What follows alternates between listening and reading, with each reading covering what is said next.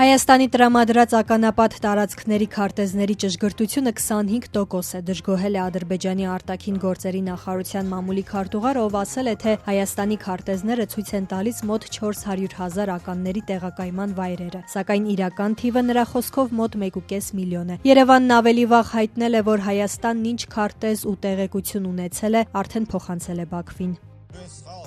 Վրաստանի նախագահ Միխեիլ Կավելաշվիլիի առաջին արտասահմանյան այցը Ադրբեջան տեղի կունենա ապրիլի 14-ից 15-ը, այնուհետև Հայաստան, ենթադրաբար ամսվա վերջին օրերը դեռ որոշված չեն, ասել է նախագահի խորհրդականը։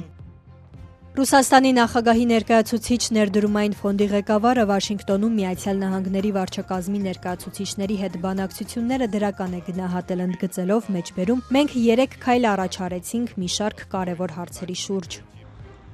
Ուկրաինայում պատերազմը դադարեցնելու բանակցությունների ֆոնին Կիևն ու Մոսկվան հաղորդում են գիշերը ԱԹՍ հարվածների մասին, կողմերը հայտնում են, որ կան զոհեր ու վիրավորներ։